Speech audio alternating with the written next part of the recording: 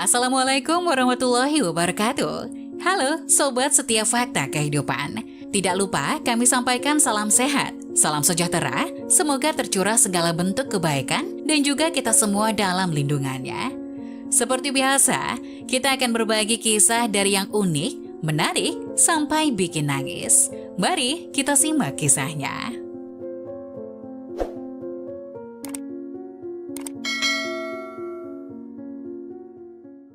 Guru mendengar anak mengejek gadis yang ayahnya pemulung sampah. Dia kemudian tidak muncul di hari berikutnya. Seorang guru mendengar salah satu muridnya mengejek seorang gadis yang ayahnya adalah seorang pemulung dan memutuskan untuk memberinya pelajaran tentang nilai-nilai yang tidak akan pernah dia lupakan. Jeff adalah seorang guru yang suka mengajar. Dia terutama suka membimbing anak muda dengan pikiran yang cemerlang dan membantu mereka mencapai potensi penuh mereka. Dia terutama tidak membenci apapun yang menghancurkan semangat muda mereka. Caroline North, yang berusia 8 tahun, adalah salah satu murid favorit Jeff. Dia adalah gadis yang manis, sangat pemalu, dan Jeff telah mencoba membujuknya untuk menjadi lebih partisipatif di kelas. Tapi sebaliknya, Caroline menarik diri lebih dalam ke cangkangnya, dan kemudian Jeff menemukan alasannya. Dia berada di kelasnya sendirian setelah bel terakhir berbunyi, dan dia mendengar suara-suara mencemooh datang dari lorong dekat loker. "Jangan sentuh dia bau," seru suara anak laki-laki. "Aku tidak bau," teriak suara seorang gadis kecil. "Iya, kamu," ejek suara anak laki-laki itu. "Sama seperti ayahmu. Ayahku tidak bau, dia tidak." Gadis itu menangis. "Dia tukang sampah, menurutmu baunya seperti bunga mawar," ejek anak laki-laki itu. Jeff bangkit, membuka pintu dan berjalan sepelan mungkin menyusuri koridor. Di dekat loker berdiri Caroline, mencengkram ranselnya ke dada dan di depannya berdiri pengganggu terbesar di kelasnya, Daniel Mellow. Daniel tidak sendirian, jarang ada pengganggu. Dia memiliki 2 teman favoritnya yang mendukungnya. Tommy Jones berkata, "Apakah menurut kalian dia memasukkan sampah dari ruang kelas ke dalam ranselnya? Sama seperti ayahnya, timpal David Barino. Aku pernah melihatnya mengemudikan truk sampah di lingkungan kita. Nah, ranselnya adalah dari sampah. Ayahnya membawanya pulang kerja untuk bayi perempuannya," kata Daniel sambil nyengir. Saat Jeff menghampiri mereka, Caroline terisak-isak dan anak lelaki itu tertawa, tetapi mereka berhenti begitu melihat gurunya. "Apa yang sedang terjadi?" Jeff bertanya. Caroline menggelengkan kepalanya dan membuang muka dari ketiga anak laki-laki itu mengabaikannya. "Aku mendengar semuanya, Daniel. Aku akan berbicara dengan ayahmu malam ini." Dia menoleh kepada 2 anak laki-laki lainnya. "Dan kamu juga, Tommy dan David, masuk ke kelas." Tapi Daniel malah mencibir. "Kau pikir ayahku akan menyukaimu membela seseorang pecundang?" "Pecundang? Apa maksudmu?" Jeff mengerutkan kening. "Ya, ayah Caroline adalah tukang sampah kan? Jika itu bukan pecundang, aku tidak tahu siapa itu."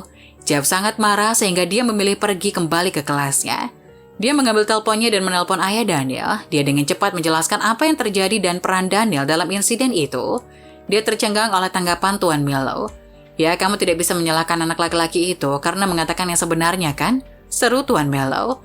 "Pria itu pecundang. Maksud saya, kita semua harus membidik sedikit lebih tinggi, bukan begitu? Berguna bagi masyarakat dan semua itu." Jeff menutup telepon dan dia bahkan lebih marah dari sebelumnya. Tetapi sebuah firasat telah muncul di benaknya, jadi dia menelpon ayah Caroline dan kedua pria itu melakukan percakapan yang panjang dan sangat menarik.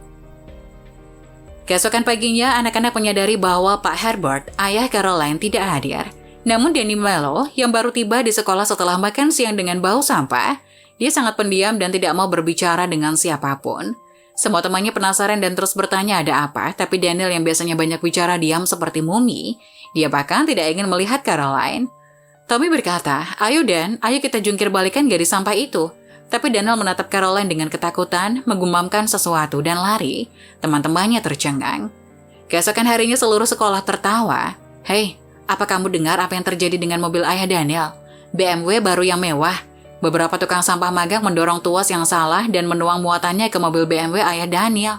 Itu adalah keajaiban 8 hari, dan untuk waktu yang lama, Daniel diejek tentang bagaimana mobil baru ayahnya berbau sampah yang memang benar. Adapun apa yang telah terjadi itu sangat sederhana." Jeff telah meyakinkan bos Tuan North untuk mengizinkannya mengemudikan truk sampah selama 1 malam. Dia mengatakan kepadanya bahwa dia sedang bereksperimen novel yang sedang dia tulis. Dan ketika dia berhenti di depan pintu rumah Daniel, dia secara tidak sengaja menekan tuas yang salah. Mobil Tuan Mellow terkubur di bawah tumpukan sampah yang bau, dan akibatnya dia terlambat bekerja keesokan paginya. Begitu pula Daniel telah mengakui kesalahannya dan menawarkan untuk membayar denda, tetapi Tuan Melo yang berwajah merah melambai padanya. Butuh waktu berbulan-bulan untuk menghilangkan bau dari mobil Tuan Melo, dan tidak peduli berapa kali dia mencuci mobil itu, masih berbau sampah tulang ikan di hari yang panas. Adapun Daniel, dia belajar untuk menghormati keahlian setiap orang dan nilai pekerjaan sehari-hari yang jujur. Apa yang bisa kita pelajari dari cerita ini?